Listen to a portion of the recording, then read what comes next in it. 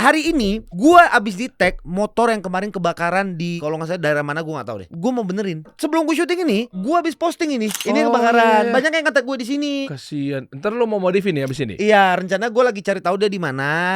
Ini mau gue hubungin, pengen gue berangkatin dan gue modifin motornya. Emang bisa kalau udah kebakar dimodif? Kita kasih solusi. Ini pahlawannya para ojol di Indonesia nih. Ladislaw. Yes, Mantap. Bang. Akhirnya datang juga gue ke kasih solusi. Kan gue butuh motor gue dimodif. Jangan dong, jangan dong. Ya bikin lah dari Harley di BMW diapain gitu lah. Agak berat lah itu kalau Harley kan. Itu udah dapat kayak minimal tuh 20 ojol tuh bisa hidup dari situ tuh. Tapi keren banget ya. Ini ternyata lu ya bule Spanyol yang bikin rusuh di Bali ya? Bukan. Mungkin tetangganya Spanyol. Ih, suka nyenggol deh. Mau kita bahas? Kita bahas. Boleh. Nanti kita bahas. Boleh. bahas. Kalau bule Spanyol baik-baik. Oh iya, enggak ada oknum. Ya enggak ada. Spanyol baik-baik. Dalam sejarah baik-baik aja. Wih, keren. Yang bermasalah kalau di Bali itu Rusia. Wah. Sorry.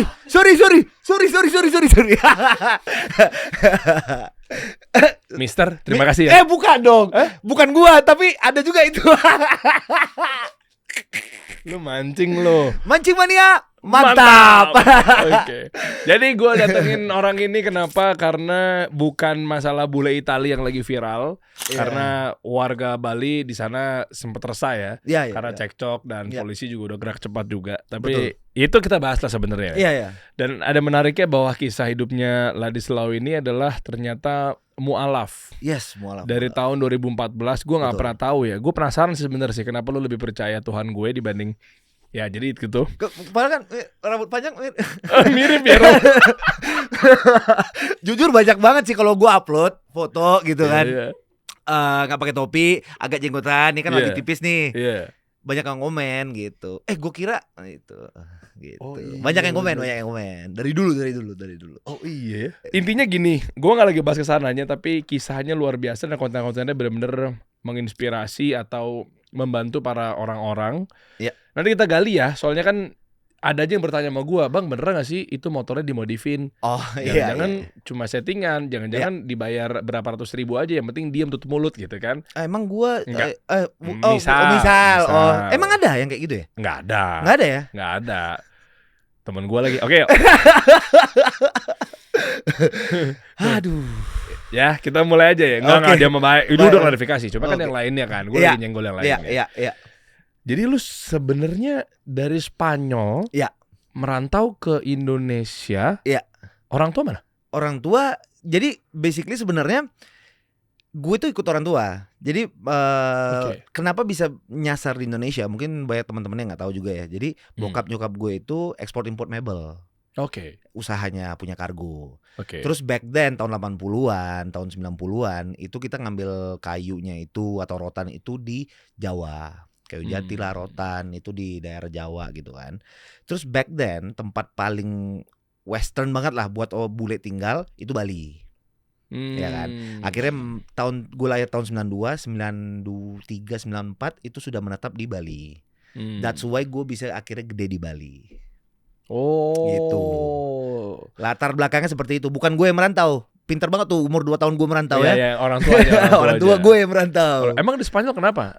Biaya hidup di sana kah ada isu apa sampai ke bukan sih. Maksudnya kayak kayu jati, terus kayak rotan-rotannya banyak itu. Jawa ya? Iya, bahkan di Indonesia, Asia gitu. Berarti nggak merintis dong hitungannya. Orang udah kaya dong. Enggak juga, merintis juga. Karena bokap gue itu sebenarnya ini nggak pernah gue bilang ya. Jadi dia itu tukang angkat barang di pasar. Dari nol. Dulu ikut juga ikut perang. Bokap gue itu lahirnya tahun 1938. Loh, lu anak keberapa sih? Gua panjang juga cerita ini. Jadi kalau dari bokap gua anak terakhir nomor 4, dari nyokap gua anak kedua. Tapi total saudara ber-7. Oh, jadi nikah lagi? Bokap gue ya. Bokap pernah nikah, habis itu meninggal istrinya, habis itu nikah sama nyokap gua, punya anak 2, habis itu habis itu cerai, habis itu nyokap gua nikah sama orang Bali gitu. Which is my Aji, I call him Aji. Aji itu bokap lah bahasa Bali lah panggilannya. Oh, gitu. paham. Makanya gue bilang, kok tahun 30-an? Ikut perang tuh ikut perang di mana? Dia dulu ikut militer, pokoknya dia di Arab. Oh. Ya Arab. Di Arab. Oh, dia dulu berangkat. Okay. Tapi gitu. asli Spanyol. Asli Spanyol. Oh, oke. Okay. Pure Spanish, Basque, Bilbao. Oke. Nah, abis itu 2014 lu di Indonesia. Enggak. 2014 gue pindah Jakarta. Lu pindah Jakarta dan mualafnya di situ. Iya, mualafnya di situ. Nah, sebelumnya lu apa? Kan gue ngeliatin lu konten-konten lu kan kayak tanya jawab bahasa Inggris dengan konsep marah-marah kan. Iya, gue udah ketemu FVP lu tuh. Iya, yang Q&A marah-marah gitu kan. Iya. Sebenarnya gue bikinnya itu lucu-lucuan aja karena back then kan COVID kan. Iya. Gue bingung juga, ya semua mungkin bingung mau ngapain kan. Kita cuma di dalam rumah, udah seakan-akan kayak kita di penjara nggak bisa gerak, ya dong. Terus akhirnya gue main sosial media. Pertama kali nih viral itu gara-gara ada yang komen, "Bang, katanya lu bisa bahasa Bali ya?" Terus gue balas lah VT itu pakai bahasa Bali. Oke. Pakai bahasa Bali, rame lah. Gue bikin lah beberapa Q&A lagi pakai bahasa Bali. Terus in a way gue udah ngerasa mentok. Baru akhirnya ada yang nanya, "Bang, kenapa ular nggak punya kaki?" Loh, kau tanya aku, bapak kau tanya, jangan aku kau tanya. Kau kira aku Tuhan yang buat, kan gitu. Dari situlah mulai rame. Terus akhirnya ya udah berkembang lah, turun next level gitu. Oke, mundur dikit. Berarti kalau sebelumnya itu lu kerjanya apa? Sebenarnya gua itu pemain bola. Banyak. Hidup lu banyak. Pemain bola hobi atau? Enggak, memang dulu dari kecil gue suka bola. Oke. Umur 16 gue memutuskan untuk coba bola deh gitu. Gue coba bola ke Spanyol. Oke. Karena rencananya gue pengen tinggal bareng bokap gue. Karena I never lived with him. Oke. Right? Oke. Baru seminggu di Spanyol bokap gue meninggal. Disitulah mulai banyak ketidakterimaan terhadap dunia yang gue lagi jalanin lah gitu. Gue tetap main bola, gue lanjutin. Disitulah mulai pertanyaan-pertanyaan yang kayak Tuhan tuh ada nggak ya? Gue padahal punya niat yang baik nih gitu kan, pengen tinggal bareng bokap gue because he is already old, udah tua gitu kan. Tapi gue baru nyampe dia meninggal gitu. Terus ya udah gue tetap jalanin bolanya ini. Akhirnya gue cedera ACL, which is gue udah main 3 tahun, yang dimana membuat gue tuh harus gantung sepatu. Gue balik ke Bali, mulailah gue pertama kali untuk ditawarin syuting kayak gitu-gitulah. Makanya gue bisa terjun ke dunia entertain tuh dari 2009-2010. Baru pindah Jakarta 2014, 4 tahun kemudian gitu. Mualaf ya di Jakarta. Oh, jadi penasaran deh. Dan mualaf itu belum ada konten-konten kayak begini belum kan? Belum ada. Nanti juga kasih tahu juga ya gimana caranya bikin konten viral kan, tadi kan di belakang kamera lu punya rumusnya tuh. Iya, maksudnya brand banyak masuk. Iya, bisa gue bantu. Itu yang works buat gue gitu kan. Bukan berarti yang works buat gue bisa works buat lo juga kan gitu.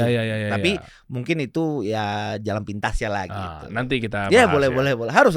Oke. Yang di mualaf ini gini, begitu lu bertanya ya pada diri lu sendiri bahwa sebenarnya Tuhan itu ada nggak sih? Ya. Kok kayak kesannya nggak adil? Ya. Karena gue udah mau niat tinggal bareng sama bokap, tapi malah Tuhan berkata lain kan? Mungkin lu mikirnya gitu saat itu kan? Iya. Itu jaraknya berapa lama ke 2014 lu mualaf? Mempertanyakan itulah kasar. Oh, itu jaraknya sekitar 3 tahunan, 4 tahun. 4 tahun. Oke. 4 tahun itu yang lu rasain apa? Yang gue rasain sebelum menuju ke mualaf itu. Hidup dan di sini dan sekarang aja. Just enjoying life, having fun. Gue nggak peduli. Ya udah besok aja udah. Oke, sambil bertanya itu. Iya, dan gue ngerasa kayak dingin aja guanya. Kayak rasa kayak gue nggak jadi manusia yang perasa. Kayak hampa aja gitu. Karena dari kecil gue maksudnya nggak ada sosok bokap kan gitu kan. Walaupun ada Aji kan, tapi tetap aja gitu kan. It's gonna be different lah gitu. Jadi banyak yang kehilangan momentum menurut gue gitu kan. Karena menurut gue anak kecil itu ketika tidak punya the king and the queen, which is the mom and the dad, it's gonna be difficult. Akan ngejomplang. Jadi si anak kecil ini tidak punya kiblat terhadap kingnya menjadi laki-laki itu seperti apa. Menurut gue ya, I don't know ya bener atau enggak ya. Mungkin lu seorang bapak kan, yang dimana lu pasti kan ngajarin anak lu dan segala macam kan.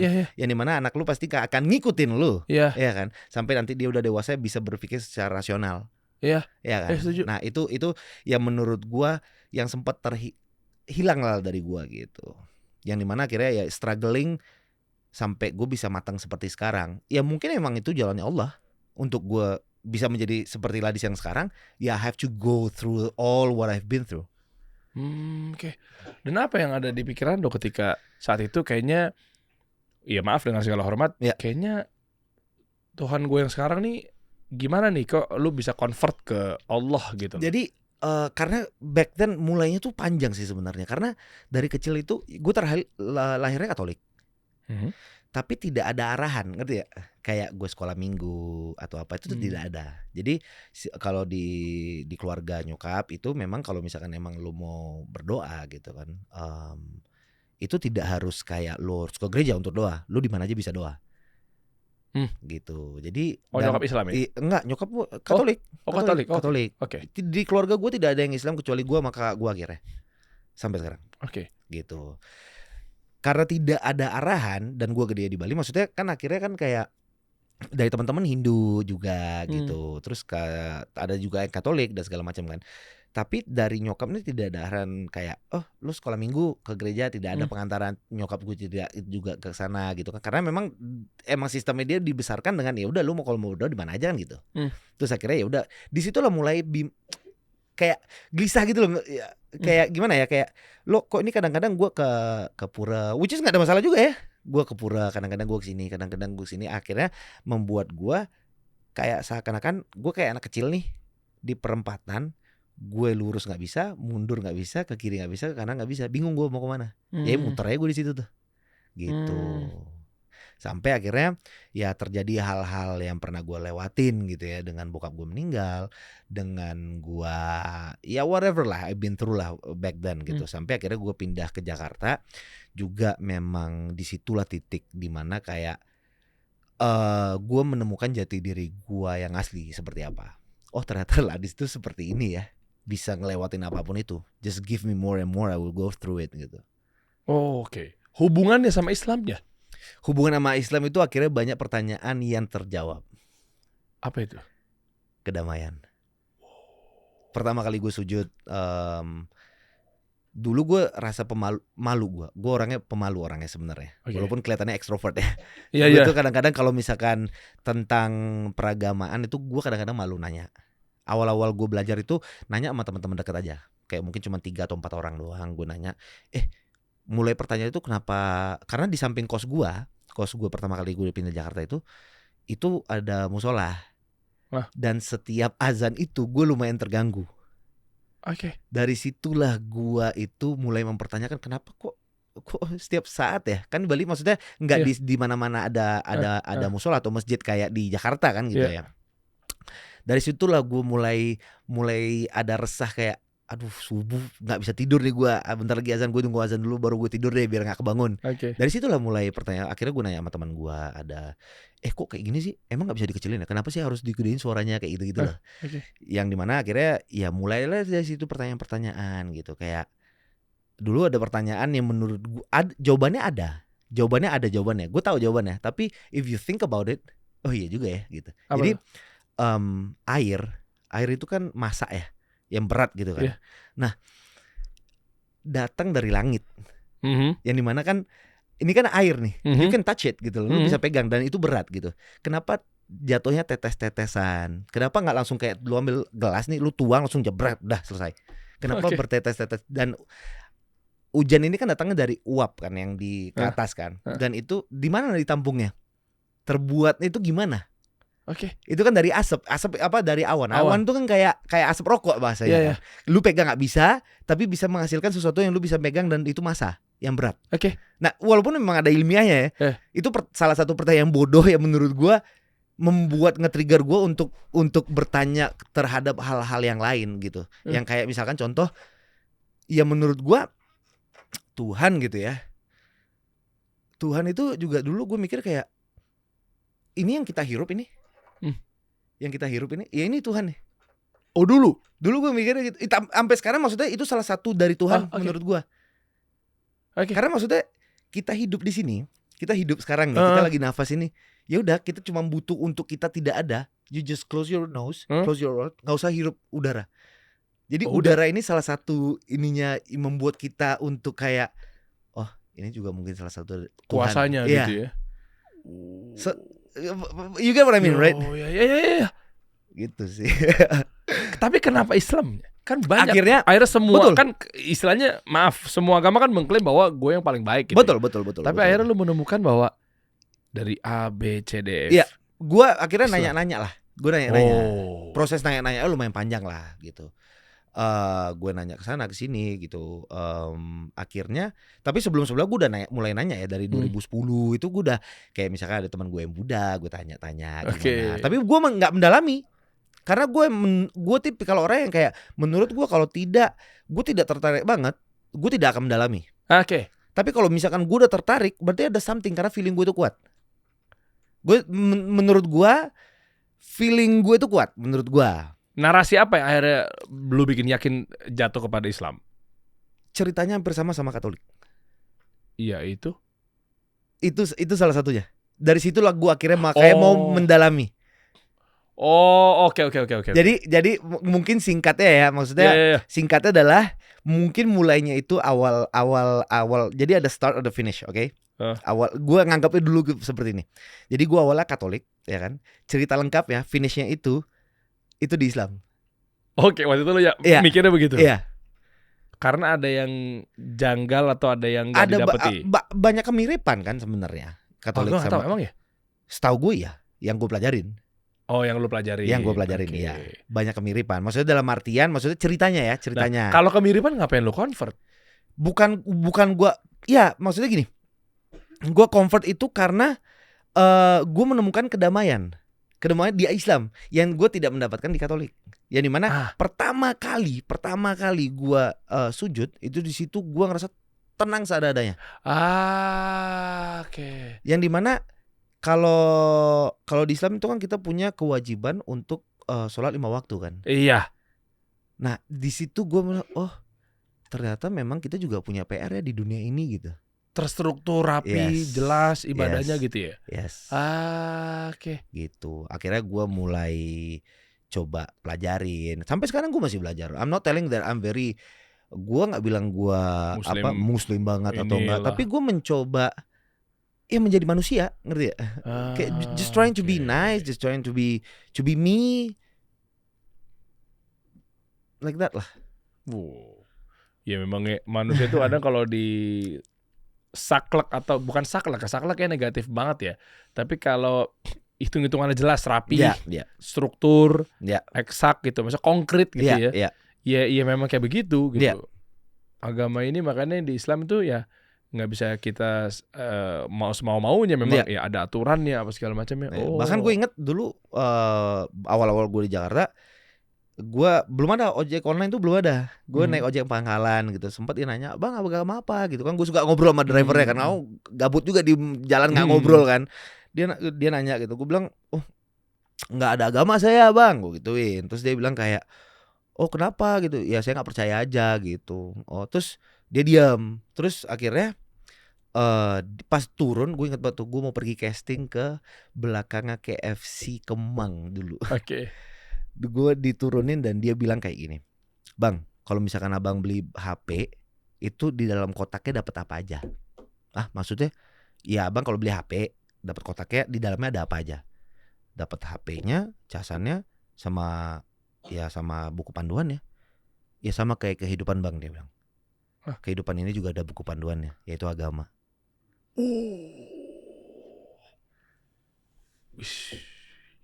Itu. Dan kalau dari gue pribadi tambahin, buku panduan yang salah satunya tidak akan pernah berubah dari zaman dulu munculnya sampai sekarang, Al-Quran. Perjanjiannya konkret tuh. Iya.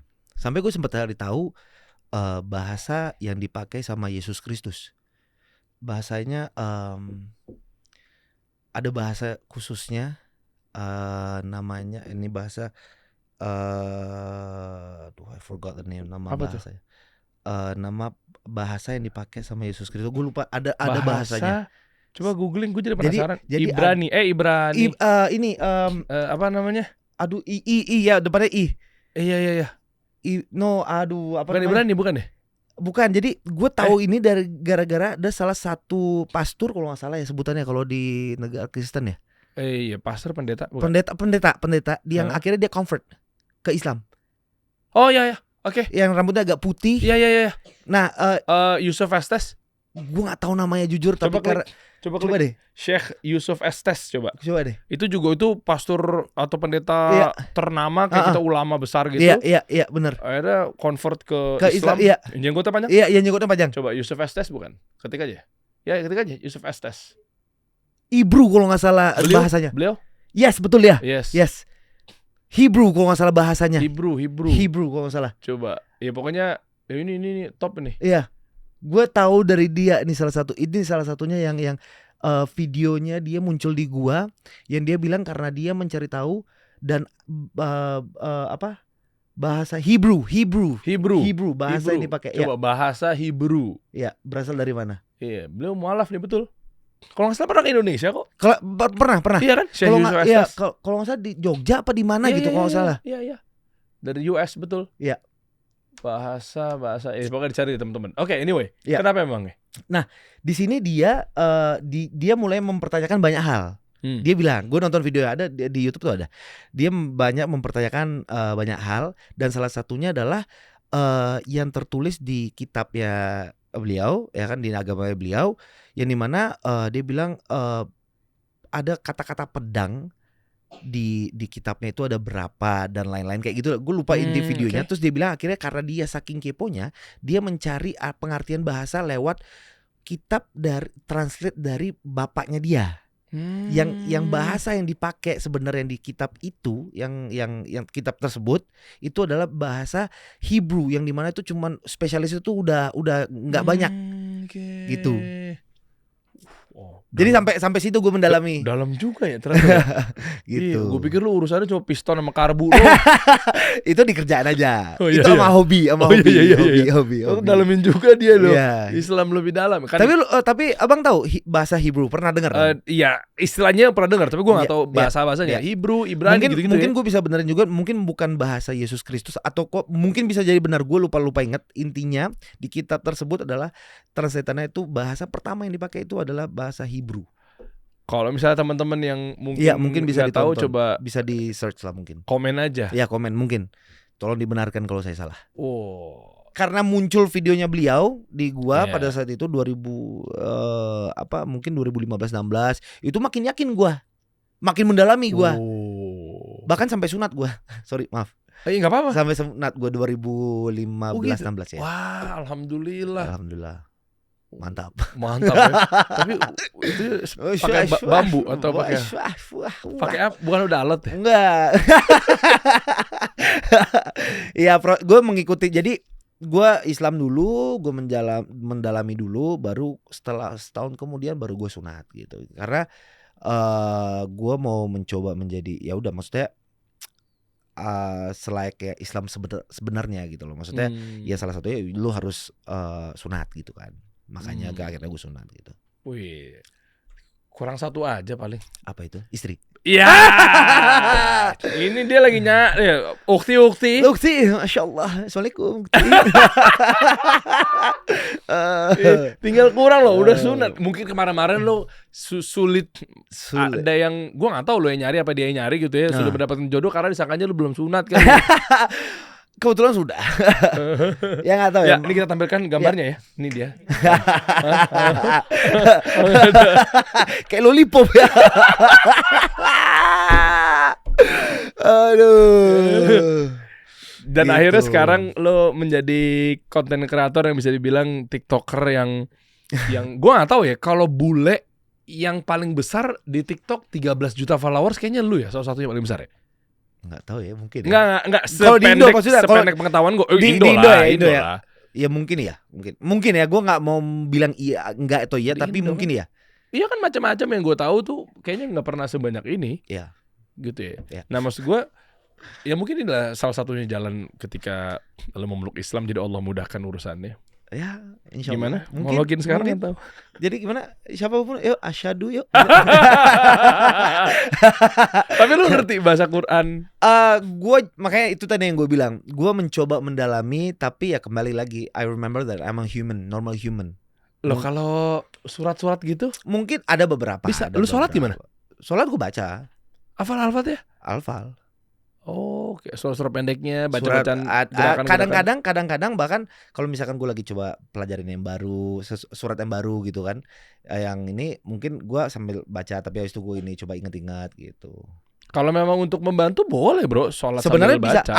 Awal-awal pertama kali gue sholat itu mungkin 6 bulan pertama gue masih pakai buku panduan sholat yang warna ungu. Iya. Nah, itu masih pakai itu. Sampai lama-lama gue ringkas gue tulis di kertas lagi. Jadi biar gue nggak bawa buku sholat gitu kan, itu pakai kertas. Jadi Latinnya? Iya, enggak, gue tulis. Arabnya? Enggak, tulisannya. Iya, Latinnya. Latinnya kita bilangnya Latin. Iya, jadi gue lo gitu kan. Terus dari sini gue bukannya begini tapi gue baca gini gitu. Kayaknya gue rasa orang-orang juga kalau di tempat umum juga tahu pasti kalau lo mualaf gitu kan. Iya, maksudnya banyak hal yang gue pelajarin kayak gitu. Bahkan yang gue jatuh cinta adalah dari Islam itu adalah adabnya sih. Adabnya. Sopan santunnya. It's a different, I don't know ya. Maksudnya ya gue ngejalanin itu ternyata tenang ya gitu. Nggak gerasak gerusuk gitu. Kalau di konten gue baru gue gerasak gerusuk. Iya. Soalnya kami diajarin bro. Yang namanya Islam itu sebelum kita berilmu itu utamakan adab dulu. Gitu. Jadi bahkan istilahnya sebelum beramal, kita sebelum melakukan sesuatu kita berilmu dulu. Betul. Harus punya ilmunya nih. Kalau kan ngawur kayak lu mau konten apa segala macamnya kan, lu pasti kuasai itu motor. Nggak mungkin lu tiba-tiba kayak gua akan modifin orang motor ojol di Indonesia. Oke, tiba-tiba lu nggak tahu ilmunya kan nggak mungkin. Kayak gimana nih gue nih kan? Gitu, nah, makanya butuhnya ilmu. Nah sebelum berilmu, gue pikir nggak ada, taunya ada adab dulu. Jadi di Islam tuh sebelum beramal berilmu dulu, sebelum berilmu beradab dulu. Jadi kita diajarin banget betul-betul adab dikedepankan. Bahkan ada salah satu ulama Syekh Abdullah bin Mubarak atau Ibnu Mubarak, Ibnu Mubarak itu panggilannya, itu belajar adabnya aja 30 tahun bro. Ngaji tentang adab, kajian. Lu datang ke kajian kan kita belajar ya mungkin tauhid, akidah, fikih gitu ya. Ini beliau belajar adab khusus untuk ilmu adab aja. Kayak lu misalnya di motor tuh ilmu tentang piston aja itu 30 tahun bro. Kayak lu gak pindah-pindah ke yang lain. Itu apa aja ya? Wah itu dia. Masalahnya gue belum lahir saat beliau lahir. Itu udah lama banget gitu. Maksudnya 30 tahun. Jadi maaf kalau saya salah Ustadz. Selama beliau menuntut ilmu tuh 36 tahun. Bayangin ya 36 tahun. Angka pastinya kalau ada yang salah tolong di komen ya.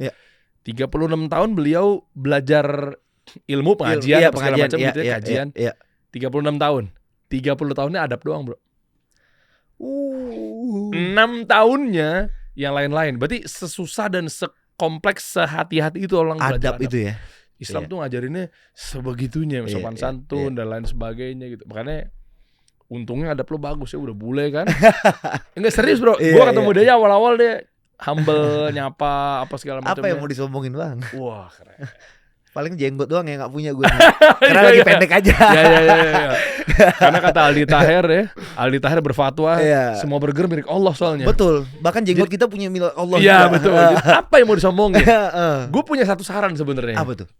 Buat lo nih. Iya boleh. Ya kan. Jadi yang pertama, lo bisa siapin lo pakai sarung misalnya namanya Ardan. Lu pakai sarung karena itu sarung yang memang difavoritin sama anak-anak santri, pesantren-pesantren di seluruh Indonesia. Lu pakai sarung Ardan, lu sholat biar lebih tenang apa segala macamnya. Beli khusyuk lah ya. Iya. Nah itu rame kok. Ini samping kantor gue ini imamnya pakai Ardan, nggak tahu. Itu satu. Terus yang kedua, setelah lu pakai sarung Ardan, biar lu lebih dekat lagi langsung datang ke pusat, bro. Pusat ke Jakarta Pusat maksudnya? Bukan. Kemana? Mekah, Madinah. Insyaallah. Wah, umroh itu belum kesampaian. Itu salah satu panggilan yang saya lagi tunggu. Pasti pengen kan? Pengen.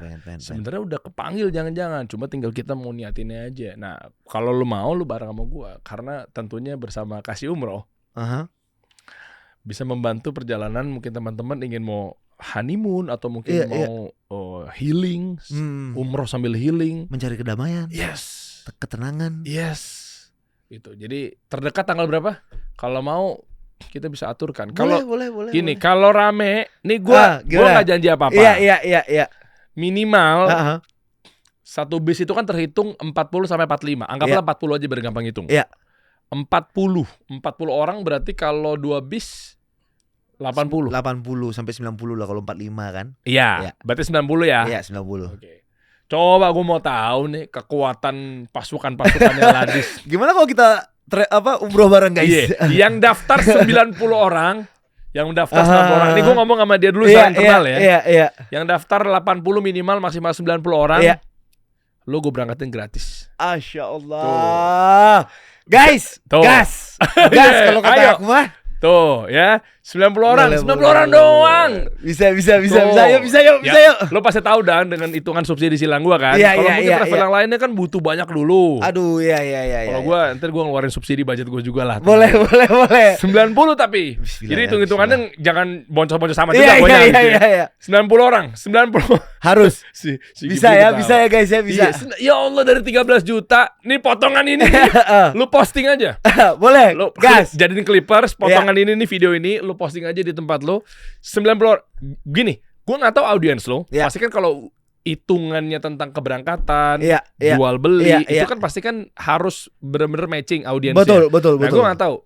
Sebelum gua lanjutin bahasan umroh lagi, dari teman-teman di luaran sana, alasan ngefollow lu, alasan ngikutin lu apa segala macamnya itu, yang menjadi alasan paling dasar apa, Bro? Menurut gua adalah karena konten gua kindness sih. Kindness, kebaikan. Mungkin.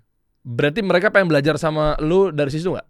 Mungkin pengen penasaran karena guanya gimana. Oh, bisa bangunin rumah seperti apa, atau mungkin dari kok gua bule terus gara-gara bahasa Indonesia. Nah. Karena kan bule bahasa Indonesia dengan baik dan benar cuman gue doang. Sombong kan. Sombong kan. Padahal gue gak mau sombong. Padahal mau umroh bentar lagi ya. Amin ya Allah, amin. Guys, kawal lah guys. Ya tuh ya.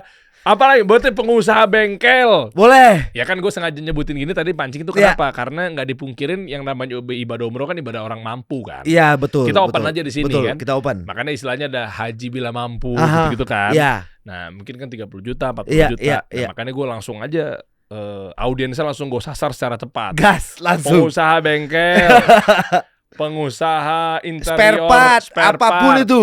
Rumah. Pelek, kasur. Tuh. Apa kalau rumah tuh properti?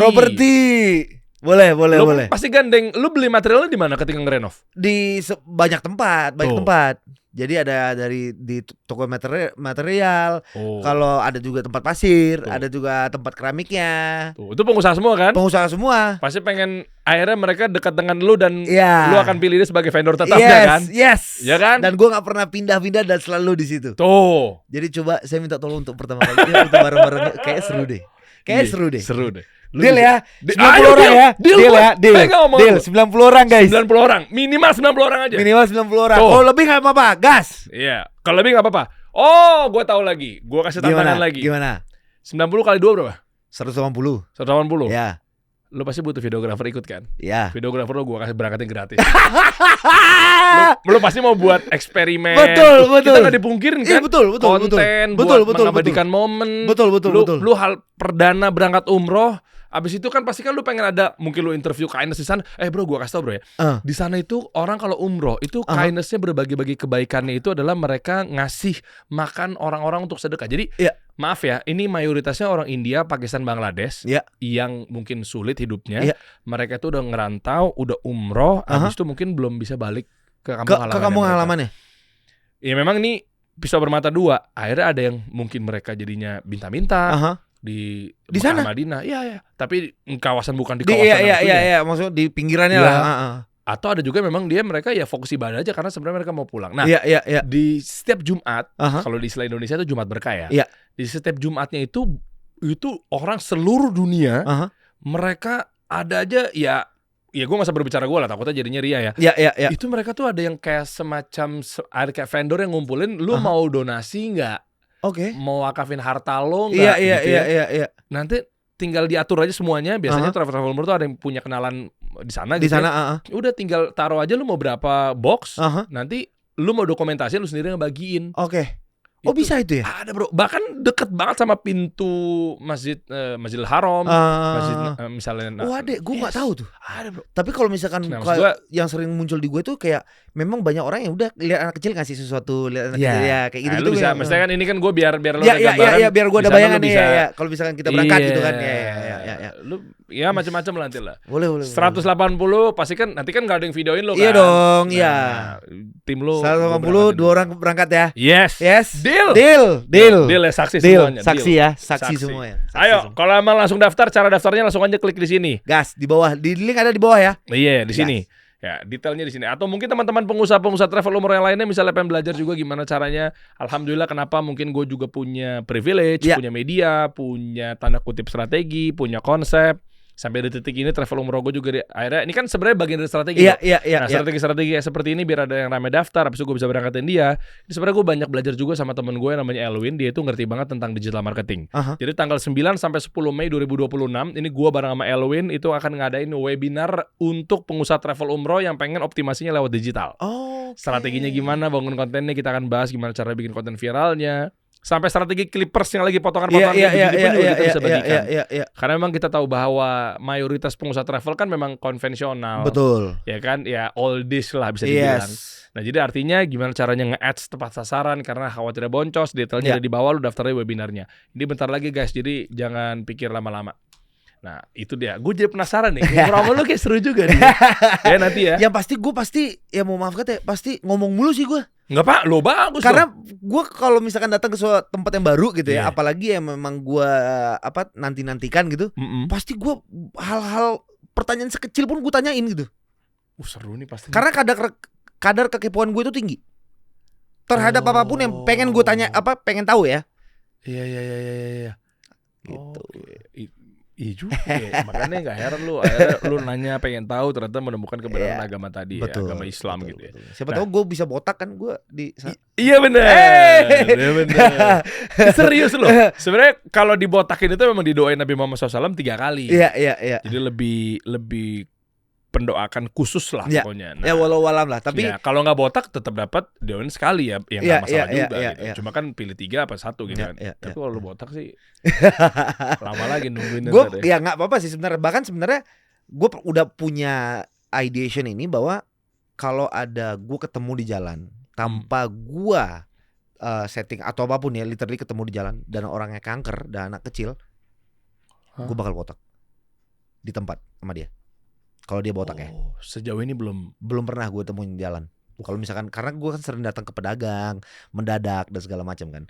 Itu gue di jalan nggak pernah ketemu sama yang maksudnya anak kecil yang memang penderita kanker gitu. Masya Allah segitunya.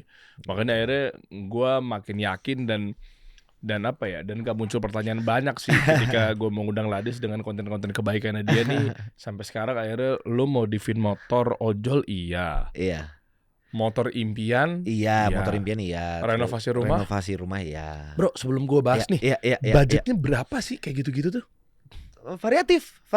Kalau motor ojol kalau pakai duit sendiri. Nanti gue bahas itu. Jadi kalau motor ojol itu tergantung motornya seperti apa.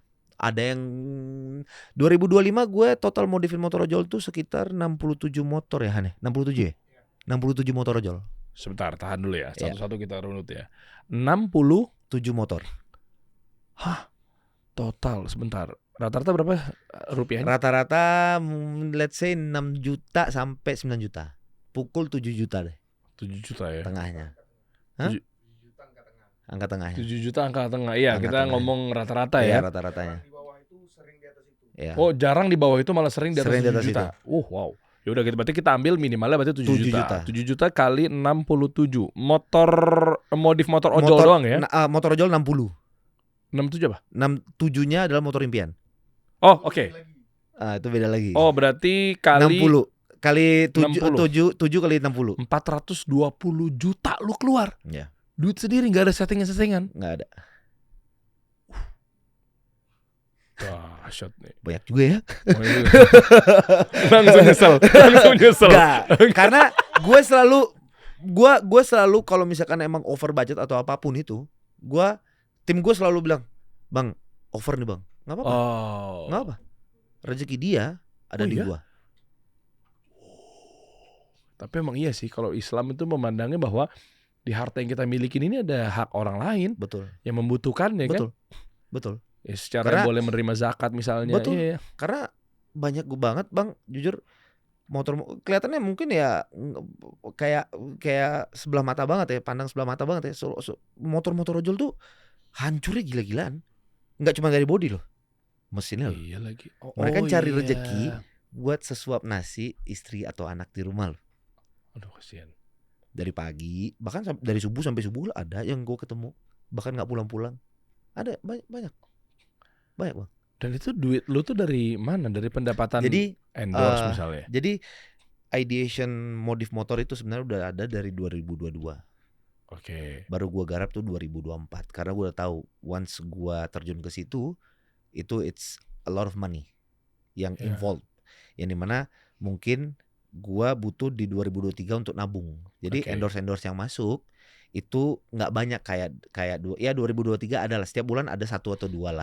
Jadi itu gue dari sisihin dulu nih 20% dari setiap yang endorse yang masuk sampai sekarang itu selalu gue sisihin 20% untuk modal putar balik lagi. Putar kontennya lagi. Jadi gue sangat amat jarang melempar deck duluan terhadap brand kecuali Shell Indonesia ya. Asik. Oh gitu. Oh lu menang pitching Jepang, Shell? Iya sama Shell gue. Lu yang majuin? Enggak, Shell pertama kali hubungin gue. Terus akhirnya apapun itu gue lempar dulu ke Shell. Tapi cuma khusus Shell doang. Sisanya brand yang ngejar karena karena sedekat itulah relation gue sama Shell. Oke. Sampai gue bisa ditemuin sama Marquez. Oh iya. Oh itu karena Shell? Iya karena Shell. Diberangkatkan untuk nonton MotoGP gitu. Jadi awal kerjasamanya memang untuk nonton MotoGP bersama Shell. Jadi karena saking dekatnya saya sama Shell, gue sama Shell, akhirnya deck apapun itu, the only one brand yang gue lempar itu cuma ke Shell. Yang lain ya udah gue bikin, mereka nanya ke nomor yang ada di bio gitu. Oke. Gitu. Berarti dari 20% tadi, ya. Red card lo yang 1 miliar ya? Amin ya Allah, ngalahin Raffi Ahmad gue nih kayaknya 1M. Amin. Berapa sih lo endorse? Enggak lah. Masih di bawah 3 enggak? Masih di bawah. Oh 98 juta. Masih di bawah. Jauh. Oke. Ya pokoknya lu rela. Udah asyik guys. Gue cuma pengen 1 sih sebenarnya sih. Tapi kayaknya nggak, tanpa disuruh kayaknya loyalis lu tetap dukung lu ya. Lu ramaikan kontennya Ladis, ujung-ujungnya kan pasti kan brand juga trust gara-gara view-nya kan gede-gede. Iya. Jadi dia rela lo ngeluarin 20%-nya untuk balik ke lu lagi. Wah keren. Itu belum lagi gaji anak-anak tuh. Oh iya, editor. Jadi gue sisihin 20% dari setiap endorse yang masuk, terus gue sisihin lagi 30% buat gaji anak-anak sama buat operasional. 50% ya gue tabung. Oh lo habisin 50% ya? Yeah. Pakai angka deh bro biar gampang gitu. Enggak, bukan bro. Enggak, contoh. Misalkan 100 juta. Biar gampang gitu kan 100. Oke, 100 juta. Iya, 100 juta. Habis itu gua ambil biasanya misalkan 100 juta. Itu gua ambil 30 juta. Gua buat modal konten. Oke. 20 jutanya atau 25 jutanya itu gua ambil buat gaji sama operasional. Oh, oke. Dari setiap brand. Biasanya mungkin yang brandnya masuk per bulan itu mungkin tergantung lagi remnya atau enggak, tapi jelek-jeleknya 3 sampai 2 atau 3 lah. Oh, berarti lu cuma dapat 50 jutanya. Kalau contoh tadi tadi. Betul. Wih, cakep juga ya. Karena at the end of the day, setelah gua di umur yang sekarang gitu ya, hidup gue tuh simple, Bang. Gua ada rezeki sekarang ya alhamdulillah gitu ya, tapi tidak merubah hidup gua Ladis yang dulu. Yang zaman lu produser lu kenal gua. Emang udah kenal? Dari tahun 2017 gua syuting sama dia. Katakan putus apa ya? Termehek-mehek. Yeah. Oh, dia kompetitornya Termehek-mehek. Yeah. Katakan putus. Lalu ngapain? Jadi host. Emang lu ya? Iya. Hostnya. Tapi nggak gondrong. Nggak gondrong. Belum punya duit tuh. Dulu gembel. Masih miskin gua. Makan sampah. Oh iya. Bahkan ada tagline-nya tuh, Ladis makan sampah tuh ada tuh. Mana coba lihat? Ada beritanya tuh. Kisah pilu saat merantau ke Indonesia. Ladislau makan dari sampah. Jago-jago ya buat judulnya ya. Merantau sudah seakan-akan itu. Itulah kenapa gue bikin media, bro. Bisa giring opini ya. Sebenarnya mungkin terkesannya makan sampah itu kayak orang bisa ngebayangin makan sampah dari mana gitu. Sebenarnya bukan makan sampah, tapi gitu ya. Makin sebenarnya it's more makan bekas sisa orang. Ya memang tempatnya di sampah. Di sampah itu. Tapi masih lu layak makan gitu loh. Ya, cuma kan udah masuk di tempat sampah kan? Betul. Ya, di situ. Iya sih, ya nyaru ya. Ya. Oh berarti kalau lu bilang itu adalah bukan sampah, berarti ambilin dong buat makan. Buat konsumsi kita. Oh udah pernah sih ya? Alhamdulillah ya Allah. Ya dari sampah. Dari sampah ya. Apa ada Royco ini bisa kita cabut. Oh ini kode buat brand nih kayaknya nih. Brand Royco. Emang enak? Boleh masuk kalau mau. Oh gitu strateginya. Mancing mania. Mantap. Coba dong, bocorin dong. Jadi strategi lu tuh gimana sih? Ini asik nih. Jadi kalau menurut gua dari dulu itu gua karena kan sangat mempelajari konten ya. Konten yang niche-nya cuman 1,5 menit sampai 3 menit gitu ya. Itu selalu gua kasih ruang untuk si brand ini ketika dia nonton, dia maaf ya, maksudnya pengen sange untuk tap in. Gimana caranya gue bikin di konten gue, dia itu pengen kayak ngebet banget pengen tap in di gue. Oh itu udah lu pikirin? Udah gue pikirin. Sebelum produksi itu berlangsung? Yes. Oh wow. Oh. Kadang-kadang di tempat juga gue mikirin kata-katanya, apa ya kata-katanya yang bagus ya. Ini misalkan kayak gitu. Pancingan. Gue kasih bener-bener pancingan yang bener-bener udah pancingannya misalkan nih tuna, gue mau ngejar tuna nih, gue kasih salmon dia. Waduh, mahal tuh. Oh jadi bukan kayak asal nyebut tapi pancingan, tapi memang kayak misalnya, contoh deh, gue bingung. Contoh paling simpel misalkan nih, gue beli misalkan ini apa susu. Nih? Ini mau renov atau modif atau apa nih? Misalkan gue mau modif misalkan gitu ya, gue mau modif gitu. Terus bannya kita pakai ban yang ini paling simpel deh. Bannya gue liatin, brandnya kelihatan, tapi gue nggak sebutin. Itu paling simpel. Itu yang paling standar lah. Oke. Jadi benar-benar gue liatin brandnya apaan. Paham. Pakai yang ini atau yang ini? Gue kasih pilihan kadang-kadang. Itu opsi yang kedua. Kadang-kadang gue kasih pilihan. Guys, dari misalkan 2 brand nih, si A sama si B. Gue liatin, guys, mending gue pakai ban yang ini atau yang ini ya? Apa kita pakai dua-duanya ya? Coba kalian saranin gue di komen. Gue selalu kayak gitu. Oh, ntar di-mention tuh brandnya. Iya. Dan 99% brand itu pasti hubungin. Berapa? 99%. 99%? Iya. Karena di-mention sama si... Gue gak ada, nggak sama si netizen? Iya, gue gak pernah mention. Wow. Gitu. Kalau gue di gue begitu. Maksudnya kan setiap orang kan mungkin punya teori masing-masing ya. Mungkin kayak lu punya teori sendiri gitu ya. Itu teori gue. Gitu. Asik juga tuh ya. Jadi memang dan dari segi editannya pun juga nggak ada frame yang gue setiap 3 detik 4 detik udah ganti lokasi. Maksudnya cakep tuh. Biar gak dragging kan? Iya. Mana coba contoh video retention time-nya coba paling yang di atas. Coba aja, terserah lu mau mungkin yang di atas aja, di atas. Jadi kita sama-sama ngedukasi nih, channelnya kasih solusi. Jadi buat gitu, bro. Menurut gua mungkin yang ke bawah lagi dikit. Mungkin renov rumah misalkan gitu ya. Ini video pertama, mungkin agak dragging di sini.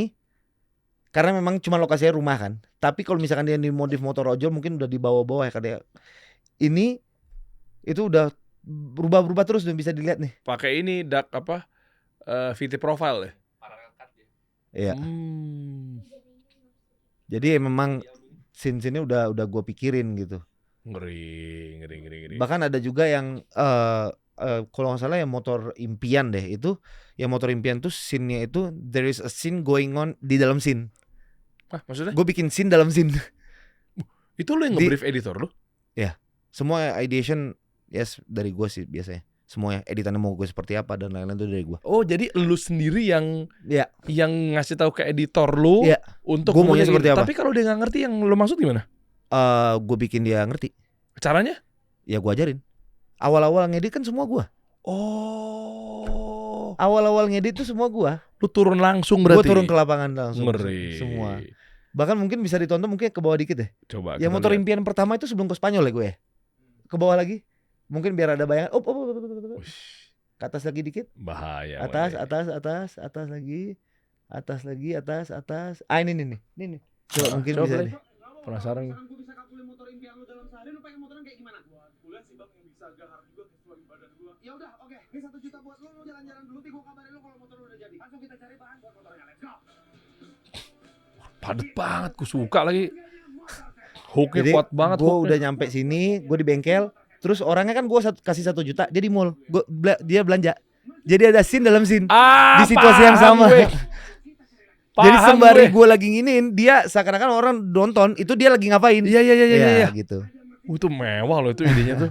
Editingnya juga tuh. Jadi orang juga nungguin kan. Iya. Proses kan. Iya. Jadi orang pengen tahu afternya gimana. Iya. Dan dia lagi ngapain. Iya. Jadi Wah, dia sambil testimoni dia pengen motor impiannya itu seperti apa gitu. Jadi lu tag terpisah kan? Tag terpisah. Jadi biasanya gue syuting dulu, tapi gue udah tahu nih. Nanti gue mau suruh dia ngomong apa ada segala macam. Udah nge-brief. Iya, udah gue brief. Udah ditulis lah poin-poinnya sama tim gue udah kasih tahu. Nanti suruh dia ngomong ini. Nanti suruh dia tambahin aja ngapain gitu. Settingan dong. Settingan semua. Oh tapi Hasilnya beneran. syutingnya prosesnya. Iya. Settingan. Tapi orangnya beneran. Orangnya beneran. Motornya gue kasih juga beneran. Tapi gue setuju guys. Maksud gue gini. Ini juga teman-teman jangan alergi ya sama kata-kata set, di brief, ya kan setting, briefing, diarahin, itu jangan alergi ke situ. Kami ini dua-duanya praktisi lah. Ya maksudnya beda industri ya, beda konsep apa segala macam ya. Tapi sama semuanya menjalani atau pelaku konten. Maksud gue ini buat literasi aja. Iya betul. Bahkan harus. Ketika dengar kata settingan tuh memang semuanya itu sebenarnya di-create. Yes. Agar apa? Agar rapi. Yes. Agar apa tujuannya? Nah, berbeda konteks dengan settingan yang dengan literally settingan. Yes, literally settingan dalam artian duit dapat segini, sebenarnya enggak. Kalau misalkan nggak di set ya kita nggak bisa memanjakan mata kalian kalau sedang menonton. Betul. Karena at the end of the day untuk bikin konten juga memang supaya rame ya kita harus manjain mata mereka. Betul. Dan bisa jadi memang sebenarnya dia mau ngeluarin tapi karena mungkin dia bukan orang komunikasi, betul. Kan bukan orang konten, bukan public speaker, sehingga begitu dia mau ngeluarin tapi kayak ada ketahan, akhirnya nggak keluar kan, akhirnya nggak menarik di mata kalian, akhirnya makanya disuggest sama Ladis misalnya yang ini aja kan bro, dengan dia confirm itu kan sebenarnya dia juga sepakat dan setuju kan. Soalnya gue terhadap gambar ya gue lumayan idealis banget sih. Bisa ditanya sama tim gue idealis gak kalau digambar? Oh iya? Gue retake mau berapa kali gue retake gak peduli gue. Pokoknya gue harus puas sama gambar gue. Kalau gue gak suka gambar ya bodo amat ulang. Top. Gue maksudnya sejaga itu, makanya gue mungkin bisa bertahan di M grade gitu, mungkin ya bisa dilihat lah, maksudnya tetap ngejaga di jutaan views dan segala macam karena bener-bener emang gue jangan sampai nih produksi gue nih menurun gitu loh. Kalau bisa kalau makin atas gitu. Karena maksudnya mungkin gue juga berawal kan dari industri TV ya. Jadi gue juga belajar banyak di belakang layar di sana. Jadi makanya gue bisa seperti ini ngasih kontennya gitu. Editor lo mana? Editor gue lagi ngedit di kantor. Ini kalau dia tangan kanan gue, ini kameramen gue. Yang lu rampok 20% dari dia itu apa 30%? Ini biawak semua nih. Kayak omongannya idealis ya. Idealis dia ngomongin. Gue tuh satu manajemen sama dia. Lo emang manajemen apa? LLTT FOC. LL tuh punya siapa? LL tuh punya Iben sama Iyeng kakaknya. Oh alah. Yang tuh WhatsApp gua kemarin. Iya. Ibennya kenal juga, kakaknya juga kenal juga gitu. Ngobrolin tentang bisnisan gitu-gitulah. Oh iya bener, dia punya talent management ya. Jadi kenapa gue bisa masuk sana? Karena gue memang temenan sama Iyeng, abangnya dari 2018, kenal main bola lah gitu. Makanya akhirnya gue join sama LL lah. LLTT FOC itu living life to the fullest of capacity. Potong lagi dong manajemen. Iya potong lagi. Ada potongannya lagi. Iya tapi emang iya sih. Iya tapi menggampangkan kan? Iya. Karena kan emang digampangkan kerjaan gua gitu loh. Kayak misalkan nih gua harus ngurus surat kontrak ini sama enggak, memang udah layak ada manajemen, you do your job, I do my job. Kita ketemu di tengah. Oke, berarti buat apa dong di Islam diajarin tentang ekonomi? Kan ada ajaran ekonomi ya dong. Ada prosesnya kalau misalnya mau bisnis seperti apa, ada potong-potongannya kan. Fikih muamalah. Yes, namanya. Itu. Gitu. Mantap. Gitu. Jadi lo sekarang fokus di motoran, motor impian, renovasi rumah. Dan semuanya 3 pilar itu lo pasti selipan gimana caranya mancing brand jadi lebih nafsu untuk sama konten-konten lo. Iya. Dan apakah polanya dengan ini strategi buat teman-teman juga ya? Iya, Ini lu tinggal contek aja. Apakah polanya dengan komparasi kayak begitu tuh? Kayak misalnya dibanding-bandingin atau mungkin kayak bahasanya kayak pilih ini apa ini atau ada strategi lain? Sebenarnya learning by doing sih. Learning by doing itu pasti dapat sih. Kayak misalkan nih kalau gua mungkin cuman itu doang strategi dua. Tapi yang penting kita itu harus menurut gua kalau misalkan mau banyak brand yang apa namanya yang tap in atau banyak yang nanya dan segala macam, sebanyak mungkin frame-nya yang kelihatan brand tersebut. Brand-brand banyak. Kayak misalkan gue di bengkel nih. Gue di bengkel tempat belanja nih. Kan banyak tuh brand-brand yang kelihatan tuh. Iya. Nah, jadi lokasi-lokasi memang gue pilih juga. Iya. Cuma kalau angle-nya gini gimana? Oh, nggak apa-apa kan udah dapat gratis ini. Oh, cuma brand pasti akan mikir bahwa yang namanya gratisan pasti akan sekilas-sekilas doang ya. Tidak akan gue bedah. Iya, satu. Bedah seadanya. Dan yang kedua, besok-besok belum tentu dia ngambil situ lagi ya. Kalau brand masuk placement, namanya juga placement, dia menempatkan diri dia jadi lebih spesifik ya. Betul. Oh. Gitu. Kalau gua gitu. Tapi tergantung juga konten apa ya. Kayak misalkan yang sekarang gue baru bikin juga lagi coba pengen kayak mengembangkan, karena kan at the end of the day ya udah memang niche gue adalah ya udah modifin motor ojol, motor impian, kalau enggak ya udah renov rumah lah gitu bahasanya gitu ya. Tapi gue tidak melihatkan apa yang gue punya, ilmu yang gue punya gitu. Gue juga pengen bagi ilmu gitu ya. Gue bisa bahasa Spanyol kan. Gue lagi coba kayak bikin baru 2 hari lalu gue coba bikin konsep baru yang dimana gue menjelaskan sedikit tentang Spanyol tapi in a fun way. Gue setting tempatnya kayak tempat guru gitu-gitulah. Gue rambut gue ini seakan-akan ya udah set orang tuh tahu tuh settingan gitu loh. Setting tempatnya kayak ini, terus rambut gue ke belakang pakai kacamata dan segala macam kayak gitu-gitu. Jadi karena banyak orang yang menurut gue misalkan lu pernah kan Bang, misalkan kayak lu baca Espana, tulisannya Espana kan? Espana betul. Nah sebenarnya itu Espanya, bukan Espana. Oh ngomongnya Espanya. Espanya karena kan ada N terus ada ombak di atas ya. Iya. Nah itu jadinya banyak orang yang nggak tahu. Misalkan nih kalau misalkan yang paling sering tuh misalkan kayak vamos. Ah itu sebenarnya bacanya tuh vamos. V itu jadi B. Oh V jadi B. Iya. Kalau Barcelona, Barca apa Barca? Barcelona. C itu kita bilangnya C. Yes. Coba lu bilang Barcelona sekarang. Barcelona. That's how you say it. Bukan Barcelona. Apa Barcelona? Dari mana dapat S? Tuh kan, nggak usah ngaku-ngaku lo. Fansnya Barcelona nggak ngerti lo cara berbicaranya. Itu dia. kayak misalkan halo gitu, hola gitu kan, tulisannya hola kan. Iya. H itu huruf hantu kalau di Spanyol tuh, nggak pernah dibaca. Maksudnya? Jadi kita sebutnya hola. Tulisannya HOLA. Alah, pantesan. Tadinya kan Hola Ramlan kan? Iya. Jadinya paham. Hola Ramlan. Hola Ramlan. Hola ya. Turunan Spanyol. Betul. Nggak ngomong. Coba ngomong. Jadi lagi mencoba. Apa mungkin bisa di scroll ke atas? Coba. Izin. Coba kita lihat. Biar ada bayangan gitu. Iya. Coba deh satu aja. Paling atas banget deh. Hola. Tapi kalau jadi Barkanya Barca apa? Barca. Sebenarnya kita bilangnya Barca. Kalau singkatannya ya Barca. Tapi kalau misalkan the whole full Barcelona. Oh. Ya ini.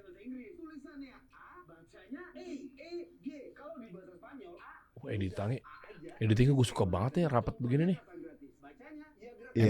Enak lagi alurnya. Iya. Nggak cuma dirapatin doang, ada ilmunya. Emang gue pindah-pindah set banget sih. Tapi jadi PR sih syutingnya, tapi ya hasilnya puas. Asik. Di sana tulisannya bola, bacanya bola, ya artinya bola juga, nggak pakai ribet, nggak pakai belibet. Jadi kalau kalian sudah bisa bahasa Indonesia dengan jelas, kalian udah jago 50% bahasa Spanyol. Coba sekarang kalian tulis. Iya seperti itu. Asik juga ya. Kalau kontennya kayak gini tadinya kalau nggak dibuat kayak semacam ya fun, seru, editing, edited, oriented lah ya. Iya. Kayaknya nggak akan asik ya. Tapi nggak akan. dibikin Karena menurut gue salah satu power untuk konten ya, Bang, itu memang 80% di editing sih. Editing ya? 80% di editing. Netizen itu suka nge-tag gue yang aneh-aneh. Bahkan hari ini gue abis di tag motor yang kemarin kebakaran di, kalau nggak salah daerah mana gue nggak tahu deh. Apa urusannya? Gue mau benerin. Jadi barang nge-tag gue, Bang benerin dong motornya. sebelum gue syuting ini, gue habis posting ini. Boleh di refresh nggak? Coba. Izin nggak? Ini nih, ini dia. Oh ini. Iya. Oh kebakaran di. Ini kebakaran. Iya. Banyak yang kata gue di sini gitu. Kasian. Ntar lo mau modifin ya abis ini? Iya, rencana gue lagi cari tahu dia di mana. Ini mau gue hubungin, pengen gue berangkatin lah motornya. Kalau misalkan dia di luar Jakarta ya, pengen gue berangkatin dan gue modifin motornya. Emang bisa kalau udah kebakaran dimodif? Masih bisa nih, masih aman nih.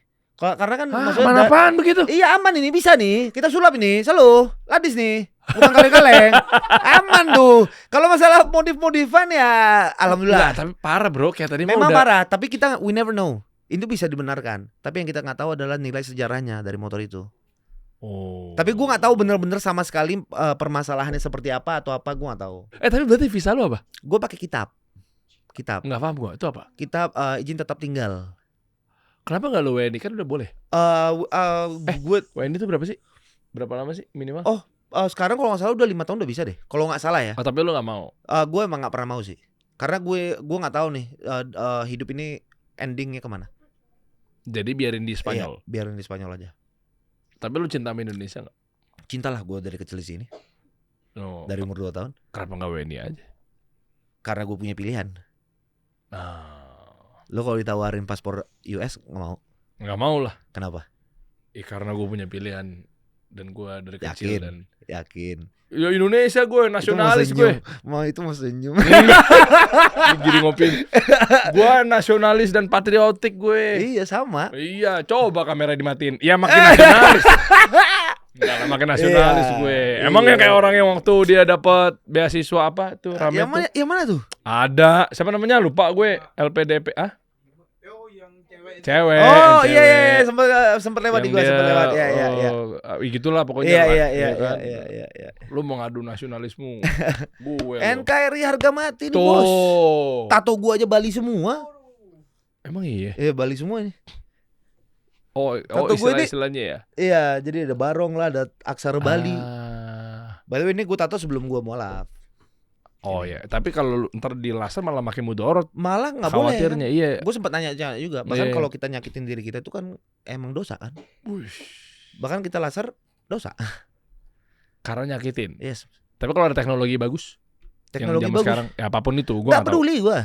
Nggak mau gue. Kan nggak peduli, nggak ada teknologi bagus ya. Ya kalau tiba-tiba dia nggak sakit tapi hilang? Nggak mungkin. Apa sih sakit? Pasti sakit, mungkin. Gue udah pernah masalahnya. Yang mana? Yang ini bang.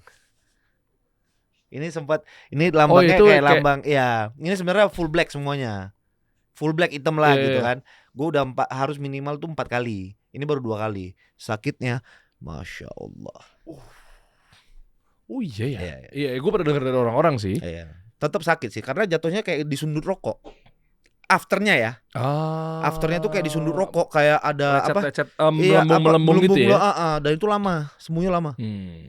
Gitu. Kita lihat nanti ke depannya Ladislaw akan ada gebrakan apa lagi, dan sebenarnya gue penasaran nanti yang pas di umroh tuh, mudah-mudahan nanti. Insya Allah. Dari tadi gue denger dia ngomong Masya Allah, Insya Allah, Alhamdulillah, ya kan, bersyukur apa segala macamnya. Gue saatnya memberikan apresiasi buat lo deh. Tadi gue sempat bilang kan bahwa sarung favorit orang-orang yang ada di Indonesia dan pesantren-pesantren, santri-santri apa segala macam itu menggunakan sarung Ardan. Kalau gitu gue kasih sarung Ardan. Alhamdulillah. Kan? Dia masih kalah. Dia baru kode brand aja, deal-dealannya masih besok kan. Gue langsung men. Waduh.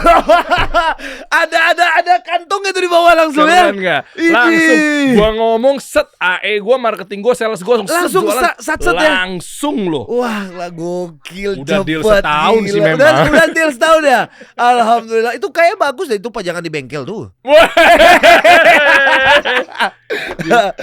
Semua klien gue diambil, yang ada pindahkan lu yang ada. Kita bagi-bagi. Siapa tahu Shell juga mau masuk sini kan? Oh iya. Oh, sarung Ardan. Tapi bagus ya dia. Iya memang bagus. Mewah bro. Lu tahu nggak? Ini kayak ada lambang-lambang yang kemarin kita pas di Kalimantan ya? Ya. Gue tahu. Dia di Kalimantan tuh ada kayak di peci sama ada di samping sarung sini. Lambang-lambangnya sama nih, persis. Kan gue udah pikirin bro. Masya Allah. Gue tuh gimana ya bro ya. Gue mau klien mau masuk kayak gini, gue tuh selalu ngecek. Maaf, kayaknya nggak kasih solusi banget ya. Ini. Berarti gue tahu nih apa yang perlu kita mainkan bang. Apa tuh? Kasih solusi tapi harus buka bengkel karena solusi untuk membenarkan motor mereka. Wes, bener juga. Motor bisnis gue jalan. Iya guys, habis ini kita ngobrol ya. Boleh, boleh. Karena di mana ada cuan di situ ada Derry tuh. Sama tuh belakangnya Derry Ladis tuh biasanya tuh. Bro, masuk siap, nih. thank you tuh, Miss Ardan. Masya Allah. Ada kodenya kan? Ada kodenya ya? Artinya apa tuh? Ada kode artinya nggak tuh? SG. Spanyol. Oh, SS Spanyol. Pake, langsung di sablon ya. Masya Allah, bagus. Jangan nanya Kiam J-nya, gue belum mikir nih. Thank you. Sama-sama bro. Luar biasa. Nanti lo update lagi ya. Siap. Kalau rame lo nanti bareng sama Ladis ya umrohnya ya. Siap. Kalau bisa ini siap. Thank you. Sama-sama bro. Jadi sarung Ardan ini adalah sarung modern dan stylish. Gue kasih tahu nih. Bikin sarung naik level menjadikan gayamu semakin maksimal teman-teman. Jadi sarung Ardan bring sarung to the next level. Masya Allah. Jadi kita sholat pun juga tenang, adem gitu ya. Adem kan, makanya A depannya. Ardan tuh adem ya. Oh, luar biasa. R-nya apa coba? R-nya apa? Ya nggak tahu, lanjutin aja. Oh, gua. Nanti gua cari tahu deh. Kita kasih solusi.